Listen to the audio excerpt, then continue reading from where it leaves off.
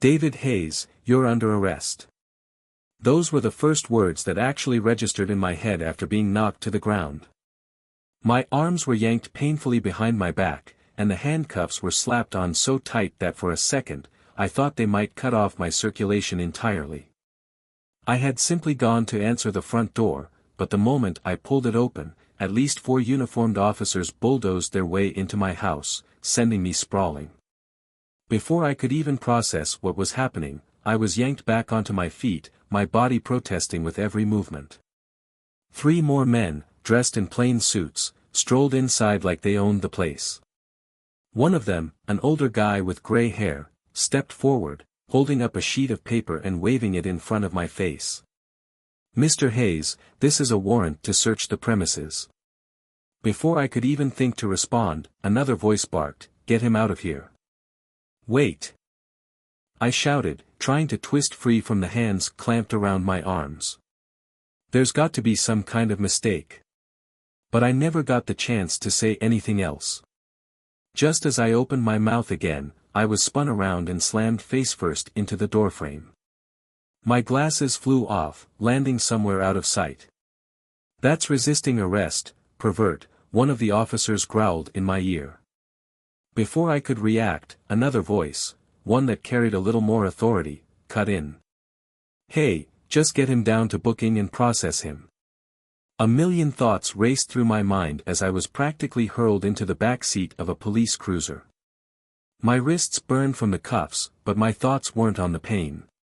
My only concern was for my kids, Sophia, 12, and Jake, 11. The same officer who had slammed me into the doorframe slid into the driver's seat, buckled up, and pulled away from my house like it was just another day on the job. "Look," I said, shifting uncomfortably in the back seat, my wrists throbbing. "My kids will be home soon from school. You don't need anything except to shut your big, fat mouth," the officer snapped, cutting me off. "These are my kids," I yelled. The next thing I knew, my face was slamming into the thick metal grate that separated the front seat from the back. There's a basic law of physics: an object in motion stays in motion. In this case, I was the object, and when the cop slammed on the brakes at 35 miles per hour, the grate did a damn good job of stopping my forward momentum. I didn't know it at the time, but later, I'd learn it had a lot to do with mass and velocity. The officer turned in his seat, looking back at me with a smirk. "Listen, scumbag, one more word out of you, and I swear I'll come back there and beat you to death. Oh, and by the way, my body cam's turned off." I managed to turn my head just in time to keep my nose from breaking, but my right cheek was already starting to swell. From that point on, I kept my mouth shut until we got to the station. The moment we pulled into the secured prisoner's garage, the officer got out, locked up his gun, and then yanked me out of the car like a sack of garbage. He dragged me straight into the booking area, where a female officer was already waiting for us. "Paperwork?" she asked, barely sparing me a glance as she took the documents from him. "What happened to him?" she asked, finally looking up. "Resisting arrest," the officer answered, as he bent down and shackled my ankles. She barely reacted, just gave a shrug like it was routine. A wave of relief hit me when she finally removed the handcuffs. My wrists were on fire, but at least the pressure was gone. After they took my mugshots, front and side, and ran my fingerprints, she started rattling off questions. "Height?" 6 feet, I answered. "Weight?" 210, I said, shifting uncomfortably. "Charges?" "I have no idea," I admitted, shaking my head. "No one's told me anything." She let out an exasperated sigh before flipping through the paperwork she had been handed. The moment her eyes landed on whatever was written inside, her face went pale, then turned beet red. Without a word, she stomped over to one of the holding cells, yanked the door open, and pointed inside. "Can I make a phone call first?" I asked. She didn't even look at me. Just pointed to the wall. 1. I wasted no time dialing. The first and only number that made sense to call was my company's law firm. See, I had studied mechanical engineering back in college, and I invented 2 types of medical clamps that ended up being a big success.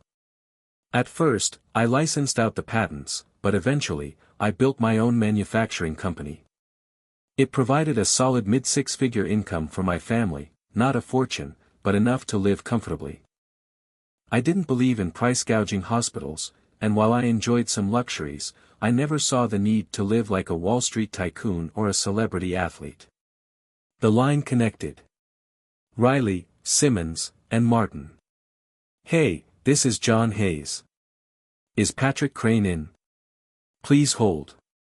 Elevator music filled the line for about 30 seconds before someone picked up. Mr. Hayes, a voice said. This is William Riley. Oh, I said, caught off guard. I was expecting Patrick. Look, Mr. Riley, I've been arrested, and I need help. There was a long pause before Riley finally spoke. Mr. Hayes, I regret to inform you that our firm cannot represent you. There's a conflict of interest. Conflict of interest? I repeated, stunned. You're my goddamn firm. I'm afraid not, Mr. Hayes. And just like that, the line went dead. I stared at the phone for a moment, gripping it tightly, disbelief coursing through me. When I turned around, the female officer was already standing by the cell door, watching me with an unreadable expression. Get in, she ordered. Still confused but not eager to argue, I shuffled forward as best I could with the leg cuffs restricting my movement and stepped inside. The door slammed shut behind me with a metallic clang. Through the bars, I saw the officer take a deep breath as she returned to her desk, her hands clenching and unclenching as if trying to steady herself. Several long hours crawled by before I was finally taken before the county commissioner, the one who would determine my initial bail. It was only then that I finally learned what I was being accused of. Solicitation of a minor. I shouted, bolting up from my chair in sheer outrage.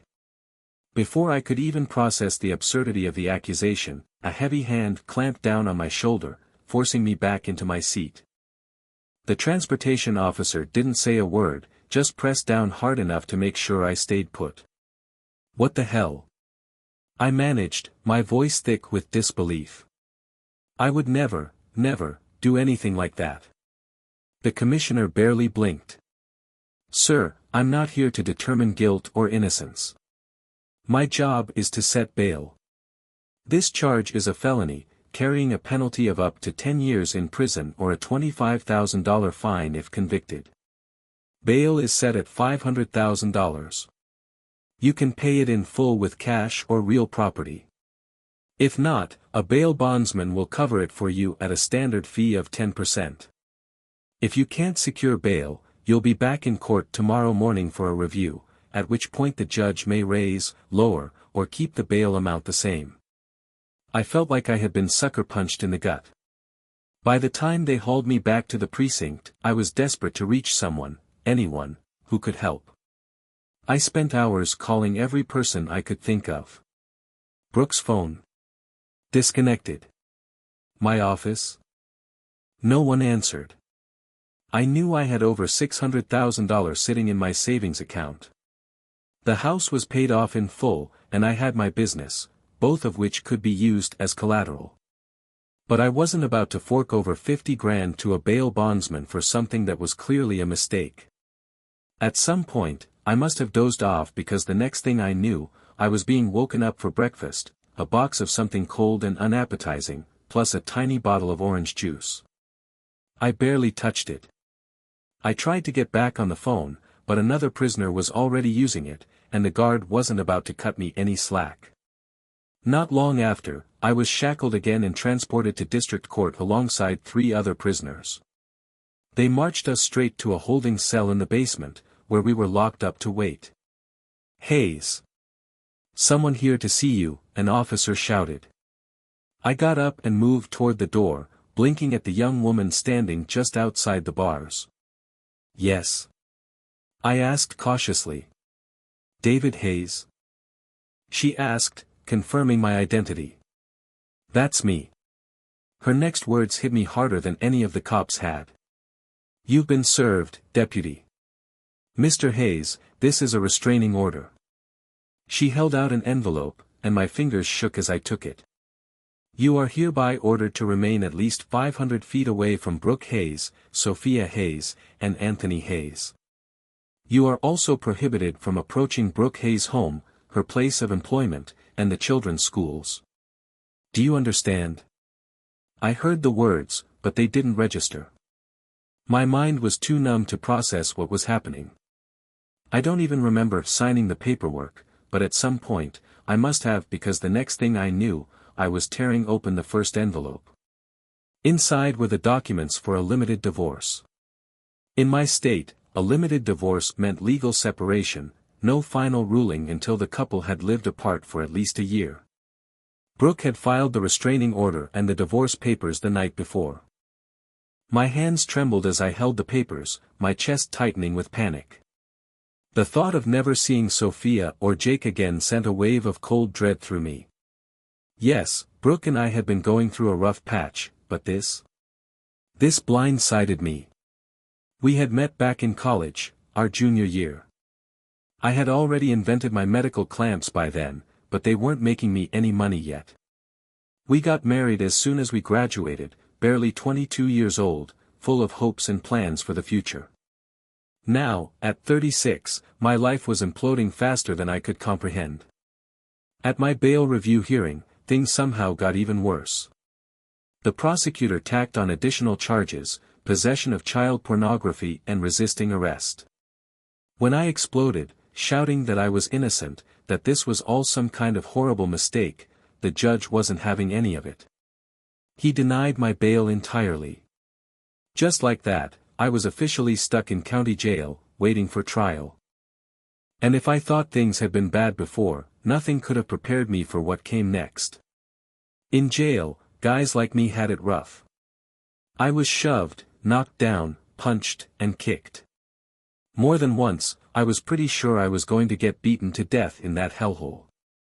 The only reason I wasn't killed, or worse, was because they kept me in solitary most of the time, and whenever I had to leave my cell, a guard escorted me everywhere. Every spare second I had, I spent reaching out to lawyers, desperate for someone to take my case, both for the criminal charges and the divorce. But the top 10 firms I contacted, each one told me the same thing. Mr. Hayes, we're unable to represent you. Brooke has already retained our services, and representing you would be a conflict of interest. One after another, the doors slammed shut in my face. I was trapped. And for the first time since this nightmare began, I started to wonder if I'd ever make it out. A defense team was interested up to a point. It turned out that all of my bank accounts had been emptied and closed. I learned through them that my business and patents had been placed in trust to my children by a family court judge after my arrest, and the pending charges had been splashed all over the media. Brooke had used an old but still valid power of attorney to remove my name from the deed to our house. In other words, I was flat broke, except for the $52 that I had in my wallet when I was arrested. I did manage to find a couple of free lawyers to try and get my money back, but they ran for the hills when the law firm of Riley, Simmons, and Martin showed them the error of their ways. That and the fact that they really didn't want to be seen working for AP****** while I spent all my time in jail cursing chastity and everyone else who dropped me like a hot potato. After about a month in jail, my court date came up. It was a farce. I met my overworked, very young, brand new to the bar public defender for the first time about 30 minutes before my trial started. He looked at the charging documents and the evidence and told me I was screwed. He did say it in legalese so it sounded better, but the meaning was the same. During the trial it was stated that I had gone online and made friends with a 13-year-old girl, Olivia Doe. I had tried to get her to meet with me for intimacy. She, of course, told her mother, who reported it to the police. The judge had been informed that the girl was severely traumatized and he excused her from appearing in court. There were also 162 pictures of underage girls downloaded to my computer and stored on a flash drive that I was supposed to have hidden away in my sock drawer. I pleaded innocent, but was found guilty. The judge gave me 10 years, but since this was my first offense, he suspended 5 of those years and had the child pornography sentence run concurrent with the solicitation. Oh, he also ordered psychiatric counseling and that I would be placed on the sexual offender registry. To say I was scared would be an understatement. With nothing but time on my hands in the county jail, I worked out. However, even being in a more muscular physique than before I was arrested, I knew I was in for a rough 5 years. At the state penitentiary, I was given my orange jumpsuit and shown to my cell block, which would be my new home for a while. I was sitting at a table in the cell block composing a letter to Sophia and Jake. I had written to them every other day while at the jail, but received nothing back from them. They were never brought by to visit. In fact, none of my old friends or acquaintances had been by to see me. As I was writing, I was surprised to see an older man around 60 with a white goatee sit down opposite me. He looked at me quizzically, turning his head from side to side before saying, "I don't see it." I looked behind me, but no one was sneaking up on me. "See what? What's so special about you? Just before you arrived, a pissant lawyer with a bald head came here. He promised pro bono work to the Aryans, blacks, chinks, and even those crazy MS-13s if they left you alone. Hell, even the warden came down to tell us to stay away from you. So what makes you so special?" "Nothing that I know of," I said. I did feel a little bit of joy. The only bald-headed lawyer I knew was Patrick Crane. I held out my hand. "John Hayes." The man looked at my hand but made no move. "I know your name." "All right. Tell me your story." I told him everything from the arrest to ending up here. I explained how I had no wife, no kids, no money, no house, no business, no patents, no life, and was supposed to be a P*******. Why, supposed to be? He asked. The court found me guilty. I have no idea where the evidence they used against me came from. Anyone, and I mean anyone who does that to a child, should have his dick cut off and shoved so far up his back it'll need to be surgically removed. You know, I almost believe you. The old man leaned back in his chair, rubbing a hand over his white goatee. "Name's Henry Boat. But everyone just calls me Boat. I'm a lifer." I nodded, unsure of what to say. The next 3 years were hell, but I managed to survive. Boat was my cellmate, and while we weren't exactly friends, I was at least on good enough terms with him to benefit from some level of protection. Inside the prison, he acted as an unofficial arbitrator, a guy people came to when they needed disputes settled without stabbing each other to death. That meant no one outright tried to kill me, but it didn't mean I had it easy. I got shoved into walls, punched in the ribs, and generally treated like garbage, but that was just the standard harassment given to a loner with no allies. As someone labeled a P*******, I wasn't allowed to join any gangs or even mix with the general population, the term used for regular thieves, muggers, and criminals. Still, as bad as it was for me, I was doing better than the real child molesters. 3 of them didn't make it. Another ended up a quadriplegic. Nobody came to visit me. The only letters I got were from my parents, and even those were filled with disappointment and thinly veiled disgust. "We're fine, but how could you?" They were still my parents, but they couldn't reconcile the conviction with the son they had raised.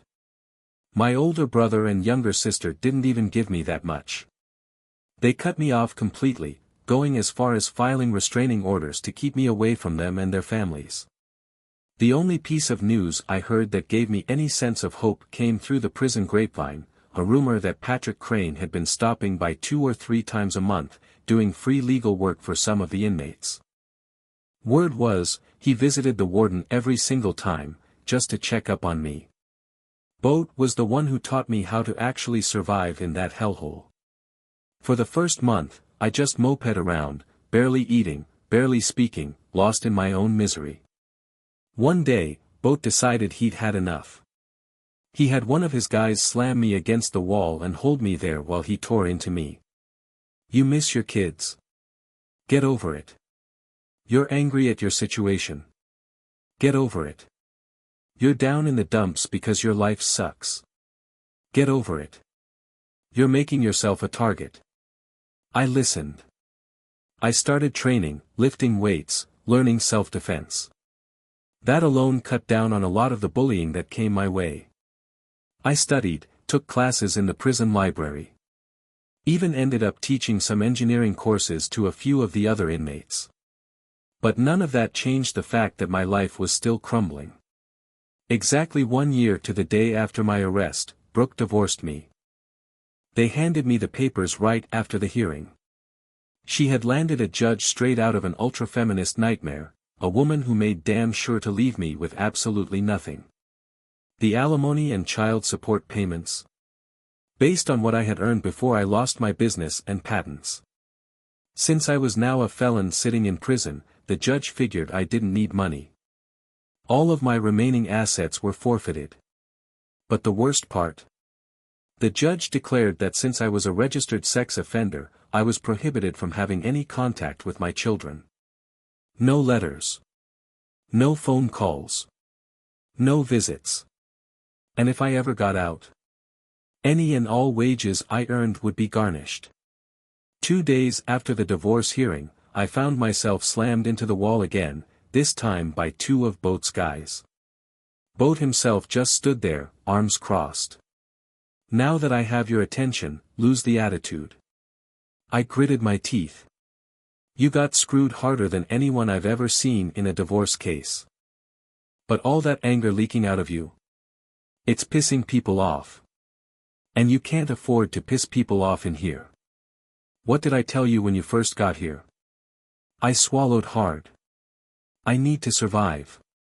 Boat nodded. Damn right. And that goes for outside these walls too. Then he leaned in, lowering his voice. I'll let you in on a little something. This place is overcrowded.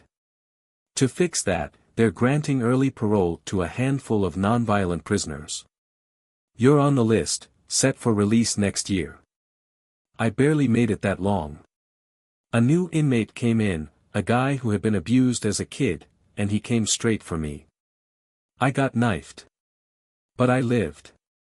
And a few months later, I was paroled. Now, I know what you're probably thinking. This is the part where I get out and start plotting revenge, right? Try that when you're a registered sex offender. Try that when the only place you're allowed to live is a halfway house run by a sadistic counselor who treats you like dirt. Try that when the only job you can get is working the night shift as a janitor in an office building. My MBA. My master's in engineering. Didn't mean a damn thing anymore.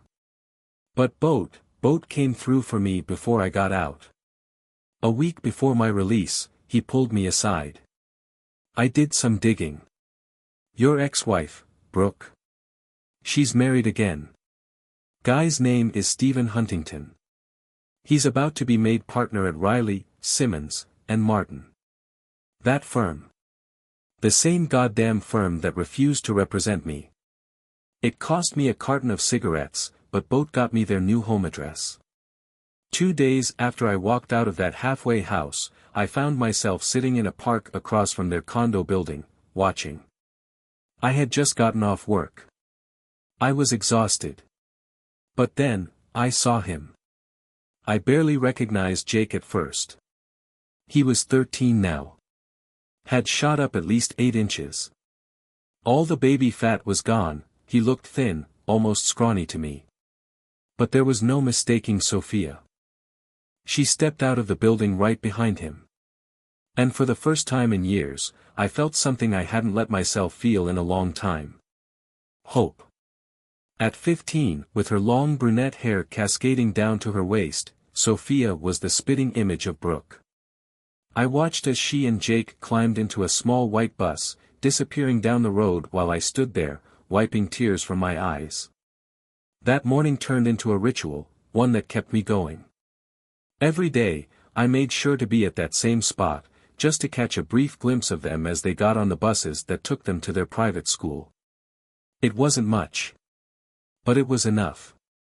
For months into my stay at the halfway house, I ran into trouble. 2 parolees decided they wanted to teach me a lesson, to beat down the pervert who had no business being there. I put both of them in the hospital. And just like that, I was kicked out. But luck, what little I had left, was still on my side. A guy I had helped out spoke up on my behalf when my parole officer came to investigate. I managed to keep my job, but that didn't solve my biggest problem. With nowhere to live, I spent my nights on the streets, in homeless shelters, or wherever I could find a spot to lay my head. Food? That came from soup kitchens or food stamps. Looking back, I don't know how I didn't just end it all. I thought about it. Plenty of times. But even the cheapest gun was out of my reach, with most of my paycheck being sucked away by alimony and child support. Alcohol, drugs, slashing my wrists, all options I considered. But every time I reached the edge, I reminded myself of one thing. I needed to survive. And the only thing giving me the strength to do so. That 10 to 15 second window every morning, when I could catch a fleeting glimpse of my children. For them, I endured. It felt like the whole world was out to send me back to prison. Days turned into weeks. Weeks into years. Early on, I tried to get the divorce decree modified, using a pro bono lawyer who was willing to take a chance on me. William Riley crushed him. Ripped him apart so badly that the guy left the state and never looked back. Nobody, and I mean nobody, would even touch my conviction appeal. During one of my mandatory meetings with my parole officer, he dropped a bombshell. Someone's been asking around about you. A private investigator. For the first time since being released, I was glad I was homeless. It meant I had no fixed location, no easy target for someone looking to set me up again. As my kids' routines changed, I adapted, finding new places to watch from a distance.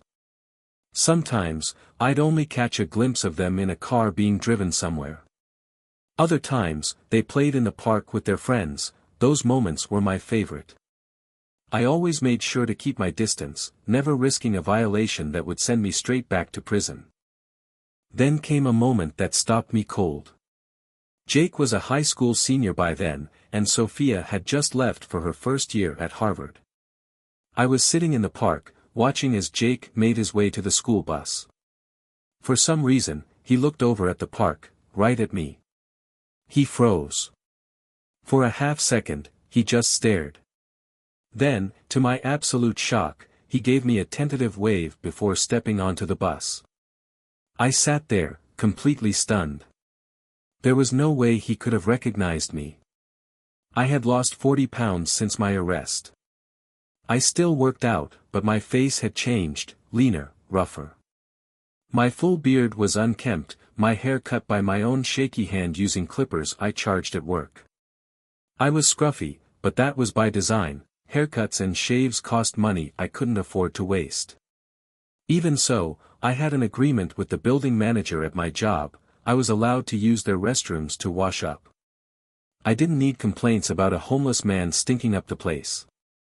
For the rest of the school year, Jake kept up the pattern. Every now and then, he'd send me a quick wave. It was clear he didn't recognize me as his father. To him, I was just some familiar face in the park. Then came the moment that terrified me. "Hey, mister, mind if I join you?" I nearly jumped out of my skin. I hadn't even noticed him walking up. Jake was standing right beside my bench. Panic surged through me. I quickly scanned the area, looking for Brooke, for cops, for anyone who might be watching. Nothing. Jake's expression was tense, his face twisted in frustration. Slowly, I nodded, motioning for him to sit. He plopped down beside me, shoulders slumped. "You seem down in the mouth," I muttered, my voice gravelly, intentionally roughened to disguise it. "Girl problems?" Jake's head snapped up. How did you know? He asked, genuinely astonished. I chuckled, shaking my head. No offense, kid, but at your age. That's what it is 90% of the time. Jake sighed, rubbing his hands together. My girl and I just broke up. She didn't like that I was dating other girls on the side. He scoffed, shaking his head. My dad says not to worry. That there are plenty of fish in the sea. But I cared about her. I gave him a long look before asking, do you want my opinion? Even if you won't like it. Jake tensed. Why would I want your opinion? He asked, his voice defensive. Because, I said calmly, you're sitting out here talking to me about it instead of your mother or father. That hit home. Jake seemed to shrink in on himself. Dad keeps telling me a man doesn't need to listen to women, he muttered, his voice barely above a whisper. That they're only good for one thing. That a man needs to be a man. I took a slow breath, choosing my next words carefully. A man does have to be a man, I admitted. But he's judged by what he says and what he does. Jake was silent, staring at his hands. For the first time since this nightmare began, I felt like I was actually talking to my son. Were you and that girl exclusive? I asked. Jake hesitated. Well, she thought we were. But you didn't. I pressed. His silence was all the answer I needed. She trusted you, I said, my voice calm but firm. And you broke that trust. That kind of betrayal hurts, Jake. He stood up abruptly, frustration written all over his face. Hey, I said, raising a hand, I told you wouldn't like my answer. He looked away, shifting uncomfortably. Listen, kid, I continued. Love and trust, once you lose them, they're damn near impossible to get back. Respect? That's everything. Jake crossed his arms. My dad has respect from others. I gave him a long look. Think about what you just said, I told him. He frowned. Here, I said, shifting the conversation, try reading a couple of Louis L'Amour books. Pay attention to how the main characters act. You can't go wrong following a good example. Jake sighed. What about my girl? Did you treat her right? I asked. His shoulders slumped, and he slowly shook his head. Read a couple of those books, I said. I think you'll figure it out.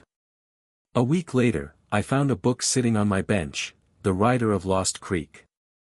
Inside was a note from Jake. He wrote that he had apologized to the girl, but she wouldn't take him back. He admitted that it was all his fault, and he was working to become a better man. Time seemed to move faster after that. Jake graduated and went off to Johns Hopkins University. Years passed, and my sightings of my children became less and less frequent. Still, I kept up my morning ritual in the park. I had nowhere else to be. Dating was out of the question. A registered sex offender doesn't get second chances. My paycheck was still being drained, and I knew better than to waste time fighting it. I never saw Brooke. Never saw her husband, Stephen. Every once in a while, I'd catch a glimpse of Sophia or Jake when they visited the condo, but it was always brief, never more than a few seconds. Then came the year I turned 50. A freezing rainstorm hit hard, catching me outside without shelter. I left work soaked to the bone, my body burning up 1 minute, freezing the next. By the time the sleet turned to snow, a deep, hacking cough racked my chest, making it almost impossible to breathe. Everything was a blur. One moment, I was shivering in the streets. The next, I was sitting on my usual bench, 6 inches of snow piled around me, with more falling fast. I barely even noticed when Jake stepped out of the condo building across the street. He waved at me. I lifted my arm to wave back, then everything went black. Mister, are you okay? A voice broke through the fog. I forced my eyes open. Jake was standing over me, his face filled with concern. I tried to focus, but my vision swam. Then, I felt a hand press against my forehead. "You're burning up," Jake muttered. "Come on. We have to get you inside." Somehow, he managed to haul me to my feet. As we started walking, I instinctively tried to stop, pointing weakly toward the cart that held my belongings. "We'll get it later," he said firmly. Something about the way he said it, so steady, so sure of himself, made my chest tighten. I had never been more proud of him. That feeling lasted about 2 seconds, right before another violent coughing fit nearly dropped me back to the ground.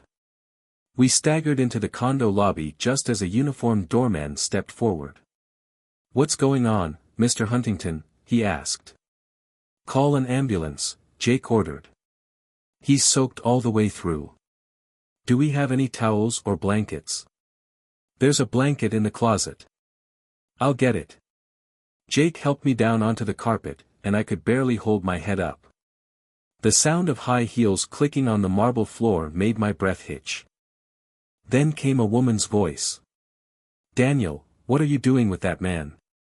I lifted my head just enough to see her face. It hit me like a sledgehammer. She was stunning, her features sharp, her presence commanding. My lips moved, barely forming the word. "Chastity." The woman frowned. "That would be my mother," she said cautiously. "Do we know you?" My heart nearly stopped. This was Sophia. My daughter. Before I could say another word, the doorman spoke. "They're asking if he has any ID," he said, his hand over his phone. "Hang on," Jake muttered. He started searching my janitor's uniform. Sophia let out a sharp breath. "Daniel, you're not seriously going to search him, are you?" she said, voice laced with irritation. "You don't know what he has. There could be needles." "Oh, get a grip, sis," Jake scoffed. He pulled a security badge from my pocket and flipped it over. His face went white. The moment he read my name, he knew. My heart pounded. I was too close. Too close to Jake. Too close to Sophia. I had to get away before the cops came. I tried to roll onto my side, but another round of coughing fits sapped what little strength I had left. Everything started spinning. I had fought for years to survive. Now, I wasn't sure I'd make it through the night. Sophia snatched the badge from Jake's shaking hand. Before I could react, she grabbed me by my lapels and shook me like a rag doll. "Asterisk, you bastard." Asterisk, she screamed, her voice filled with rage. Asterisk, how dare you show your face here? Asterisk. I barely had time to process what was happening before she was screaming again. Asterisk, why aren't you dead? Asterisk. Her words cut through me like a blade. Asterisk, you left us. You abandoned us. You never wanted a family. You didn't want a baby, but you were forced to, asterisk. Pain and exhaustion crashed over me all at once. Everything went black. 4 weeks later. Brooke Huntington stepped off the elevator onto the 30th floor, the main reception area of Riley, Simmons, and Martin. She looked like $1 million, or at least $250,000, if you only counted the jewelry. Her long black formal gown was the perfect backdrop for the diamond necklace and earrings she wore. It was just before 7 in the evening, and while there were still associates and paralegals moving about, the reception desk was empty. She let out a huff of irritation, adjusting the wrap draped over her arms, then turned and signaled her bodyguard to stay put. As she walked down the hallway, she caught sight of herself in one of the ornate mirrors and smiled. Her figure, even after 2 children, was still practically what it had been in college, a perfect 36-24-36. The only thing that had changed? Her cup size had gone from AB to AC, thanks to pregnancy. She strolled past the offices belonging to the firm's partners, then turned and entered the associate work area, where rows of cubicles lined the space. Her frown deepened when she noticed a light still on inside one of them. She headed straight for it. Sophia, you're not even dressed. Brooke snapped, her voice sharp with disapproval. You know how much this dedication means to your father. This is a big step toward him becoming a named partner. Sophia looked up from the stack of papers in front of her, her expression unreadable. Mother, I asked you to pick me up for the dedication under false pretenses, she admitted, setting the papers aside. Brooke's eyebrows lifted in surprise. What are you talking about? Sophia leaned forward. I wanted you here so I could ask you something. Brooke's brows furrowed. Ask me what? Sophia took a deep breath. What really happened to my biological father? A visible shockwave passed over Brooke's face. Her eyes widened, and she inhaled sharply. Then her expression twisted in anger. I will not discuss that man. Ever, Sophia stood quickly, blocking her mother's way. Mother, it's been 14 years. I know what he was convicted of. I know he got a 10-year sentence. But I'm your daughter, not your lawyer. I deserve to know the truth. Brooke narrowed her eyes. The truth. The truth is that man tried to lure a 13-year-old girl into meeting him for sex. The truth is he had Kitty P on his computer. The truth is he never once wrote to you or your brother. Never called. Never reached out. He abandoned all of us. Sophia's voice was eerily flat when she spoke. All of us. Without breaking eye contact, she reached for the papers on her desk and began flipping through them. Sit down, Mother, she said, calm but firm. Brooke hesitated, her body tense. Sit down. She reluctantly did. Let's take a look at what he was accused of, Sophia said, laying out the case file. Brooke crossed her arms. What's the point? The emails prove his guilt. 24 total, 16 from him, 8 from the girl That's more than enough to convict. The case is closed. That's what I thought too, Sophia admitted, her voice calm. Then I checked the dates on those emails. Brooke tilted her head, eyes narrowing slightly. And? 8 of the 16 emails from my biological father were sent while he was in Houston at a medical conference giving a presentation. Brooke scoffed. He could have sent them from his laptop or phone. That's what I thought at first, Sophia said. Then she flipped another page. Except all 16 emails were sent from our home computer. The air in the room shifted. Brooke's expression froze. Which raises the question, Sophia continued, her voice razor-sharp. If he was in Houston, and his laptop and phone never accessed those messages, She leaned in slightly. Then who sent them? Brooke's jaw clenched. Sophia turned another page. 2 of those emails were sent while he was in Houston and you had taken Jake and me to summer camp. Brooke opened her mouth, but before she could say a word, Sophia held up her hand, silencing her. For the first time in 14 years, Brooke Huntington looked afraid. The girl never even testified in court, Sophia continued, her voice sharp with focus. In fact, I can't find her name in any police reports. There's no record that the police ever interviewed her, or even contacted her parents. Brooke stiffened, but Sophia wasn't finished. I know that as a juvenile, her records would have been sealed, but there should have been at least some indication that law enforcement spoke to her and her family. She flipped to another page. And then there's the matter of the so-called evidence that was found on our home computer. Brooke swallowed hard. All of it, Sophia emphasized, was downloaded on a single day, within a 15-minute window, and that day, he was at work. She glanced at her mother, waiting for a reaction.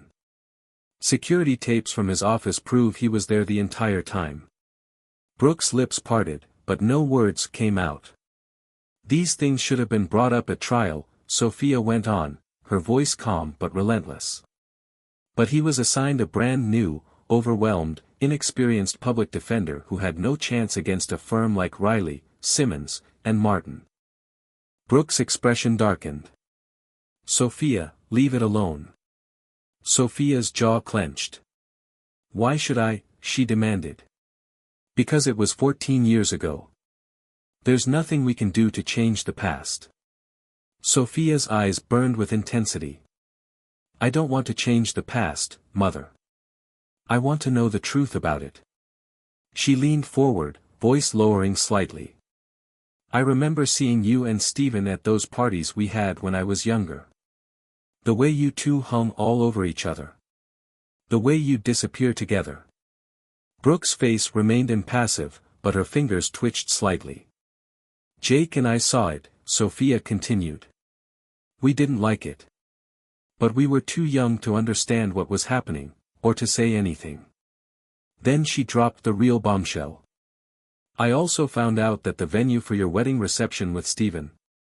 It was reserved a full month before my father was arrested. Brooke visibly tensed. Her breath hitched slightly. How do you know that? She asked, her voice barely above a whisper. Sophia gave a cold smile. You should have deleted your emails, she said simply. Then she held up another document. As for the hall reservation, that only took one phone call. She set the paper down and folded her arms. Father was starting to look into hiring a private investigator before he was arrested. That's why you and Stephen did it, isn't it? Brooke let out a shaky breath and slumped down in her chair, the fight draining from her posture. After a long pause, she finally spoke. That man, she muttered, was sitting on a gold mine. But nothing I said could convince him to maximize the potential of his patents. Sophia narrowed her eyes. And you went to Stephen about it? Brooke nodded slowly. I complained to him one day at work. He was just an associate, and I was a paralegal. But we realized we understood each other perfectly. A small, bitter smile flickered on her lips. We started talking about divorce, about how I could leave him. The patents would still be in his name, since he developed them before we married. She exhaled, looking down at her hands. And then, one thing led to another. Stephen and I got together. And after that, well, we planned. Sophia's face remained unreadable. Brooke let out a humorless laugh, shaking her head. We got together, she repeated, almost mockingly. We realized we were far more compatible than that man and I ever were. She hesitated, her fingers tightening around the wrap draped over her shoulders. We wanted to secure your future, yours and Daniel's. Sophia let out a sharp snort of disbelief. My brother's name used to be Jake, before you changed it to Daniel Huntington. Brooke stiffened. Yes, she admitted. Because we couldn't afford to have any stigma attached to us. It took years before people finally believed we had nothing to do with his crimes. Her eyes flicked to Sophia's. We did everything for you too. Stephen adopted you both, we put you in the finest schools. Sophia cut her off with a laugh, harsh, cold, and full of contempt. Please, she said, shaking her head. Stephen didn't adopt us because he loved us. He did it because the patents and business were put into an unbreakable trust for Jake and me, just weeks before my father's arrest. Brooke's mouth opened, but Sophia kept going. Neither Jake nor I were ever encouraged to take interest in the business. Instead, I was pushed into law, and Jake into medicine. Brooke tilted her chin up, regaining a sliver of composure. That was because those were the fields you were naturally drawn to, she said. Sophia's smile turned icy. Ah, yes. School. She leaned back against the desk, folding her arms. I remember how, right after my father's arrest, we moved out of our old house and into Stephen's condo. She tapped her fingers on the desk. Jake and I were taking the school bus to the nearest public school for 2 months after that. Brooke shifted uncomfortably. And then one day, while Jake and I were doing our homework at the kitchen table, you and Mrs. Simmons came back from shopping. Brooke froze. Sophia's voice was laced with bitterness as she continued. Mrs. Simmons asked how we liked our new school. She shook her head, her tone mocking. I told her it was overcrowded and falling apart. And do you remember what she said? Brooke's expression darkened. She told you, Sophia went on, that as the wife of a new partner, you should be more mindful of how the school your children attended reflected upon Stephen's status in the firm. She laughed, a cold, hollow sound. I hated that snobby bitch.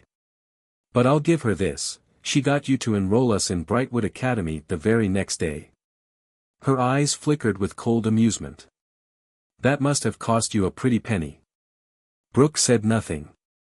For the first time in her life, Brooke Huntington had nothing to say. And Sophia knew it. It takes time to complete the enrollment process for a school like Brightwood, Brooke stated matter-of-factly. Sophia tilted her head slightly. Yes, she agreed, and that was also the same year you and Daddy Dearest Stephen spent jet-setting around the world, leaving Jake and me alone in that condo with nothing but a part-time housekeeper. She let out a cold chuckle. At least she kept food in the fridge. Brooke sighed, rubbing her temples. Those trips were necessary to help Stephen build up his client base. She glanced at Sophia with an exasperated look. I'm sorry if you felt neglected as a child, but I needed to get away. I would have been tainted by that man's crimes. You were children, it wouldn't have affected you the same way. Sophia's brows shot up. It would have, if Daddy Dearest Stephen hadn't rushed to adopt us and change our names. She leaned forward, her voice sharp. Even with the name change, Brightwood was buzzing with questions and rumors. People weren't stupid, they knew something wasn't right. Brooke said nothing. That year of being left on our own made Jake and me self-reliant. It also made us wary of attachments, probably why neither of us has ever been in a serious relationship. She smirked slightly. But hey, we turned out fine, right? I got into Harvard and Harvard Law on my own merits, earning scholarships to cover the costs. Jake did the same at Hopkins. She let the words hang for a second before adding. Funny thing is, we might have never found out about the trust if it hadn't been for a chance encounter. Brooke's posture stiffened. What do you mean? She asked, her voice a little too tight. We met someone. Sophia's gaze locked onto her mother's, watching her reaction. And after that meeting, we started digging, really digging. That's when we found the divorce decree and the restraining order. Brooke's expression barely flickered, but Sophia caught it. Those documents raised a lot of questions, so we started looking even deeper. She flipped open a folder. Did you know that the district attorney personally assigned my father's public defender? Brooke swallowed hard but stayed silent. And did you know, Sophia continued, that Riley, Simmons, and Martin, as well as the business, contributed heavily to his gubernatorial campaign? Both over and under the table. Brooke's jaw clenched. Martin Mullins, the general manager at my father's company, was promoted to CEO after the trial. Sophia's voice was eerily calm. And guess what? He quadrupled the price of all the medical devices my father invented, raising costs 8-fold. She lifted a document. And according to your own emails, he reports directly to you. Brooke exhaled through her nose, her lips pressing into a thin line. The old house. Sold. Everything inside it. Gone. Sophia's eyes flashed. And all that money? It was used to buy Stephen's junior partnership, with the caveat that he would be made full partner in 4 years. She pulled out another letter. We even found the letter of agreement. Brooke looked away. Oh, and let's not forget, Sophia added, that Riley, Simmons, and Martin secured a 40-year exclusive contract with my father's company. The retainer alone is 10 times what the business ever paid for legal representation before. She tossed the document onto the desk. And imagine Jake's and my surprise when we found out that you, Daddy dearest Stephen, and William Riley are the executors of our trust. She leaned back, folding her arms. And yet, we haven't seen a single dime. Brooke stood abruptly, towering over her daughter. This little trip down memory lane has been enlightening, but it's all in the past, she said coolly. I have a dedication to attend, and clearly, you won't be joining me. Sophia remained seated, her gaze unwavering. Brooke adjusted her wrap and smoothed the front of her dress. We've all done things that weren't legal, but it was for the greater good. Her voice was calm, but there was a hard edge underneath. That man wouldn't listen, he had to be taken out of the picture. She picked up her clutch. Tomorrow, Stephen, William, and I will sit down with you and Daniel to talk things over. But in the meantime. She paused, giving Sophia a pointed look. Do not do anything that would jeopardize yourself. Sophia let out a sharp breath of laughter. Jeopardize myself? Her smile vanished, and her eyes hardened. Tell me something, Mother, did you ever wonder why I put a lock and deadbolt on my bedroom door? Brooke blinked, caught off guard. Sophia's fingers tightened around the edges of the desk. It was to keep Stephen out. Brooke's face paled. The first night he came into my room, I was lucky. Sophia's voice was steady, but her hands trembled slightly. He was naked, crawling onto my bed, until Jake followed him in and cracked him between the legs with his lightsaber. She smirked bitterly. Too bad it wasn't real. Brooke's lips parted, but no sound came out. Then, she forced a smile. I'm sure that was just a bad dream you had, she said dismissively. Don't do anything you'll regret, Sophia. Sophia slowly stood up, locking eyes with her mother. My only regret, she said, her voice low. That I didn't do this sooner. She took a slow step back and snapped her fingers. Hopscotch. Instantly, 2 men and a woman stepped out from behind a nearby office. Brooke's breath caught in her throat. Sophia gestured toward them. Mommy dearest, she said mockingly, these are FBI agents. Brooke's face drained of color. Sophia's expression turned ice cold. Since the governor is implicated, we couldn't trust any state agency. She took a step closer. And you, she said quietly, just confessed to fabricating evidence. She tapped her phone, the recording still running. Brooke's legs buckled, and she stumbled back against the chair. For the first time in her life.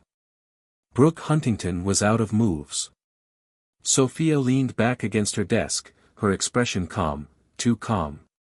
You see those signs all over this office? She asked, her tone almost casual. The ones that say all electronic recording is prohibited. Funny thing about that, the law still allows it when it's used as evidence of a crime.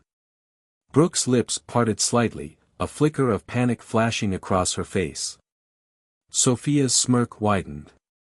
By now, she continued, Daddy dearest Stephen, William Riley, and Martin Mullins have all been arrested. Brooke flinched. Oh, and let's not forget the husband and wife of that so-called 13-year-old victim, the ones you paid $75,000 to fabricate those emails. Brooke's nails dug into her palms. Sophia tilted her head slightly. Remember Irene? Brooke swallowed hard. My father's wonderful personal assistant. The one you fired? Sophia let out a low chuckle. She never trusted Martin Mullins, not for a second. Even after she was gone, she did everything she could to keep tabs on the company. Sophia pushed off the desk and walked toward her mother. And you wouldn't believe what she uncovered. Brooke's face was pale, but she said nothing. For the past 2 weeks, she, Jake, and our new CEO have been going through the books. She let the words sink in before delivering the next blow. And as for Patrick Crane, he's doing the same thing here, except he was ordered to by the IRS.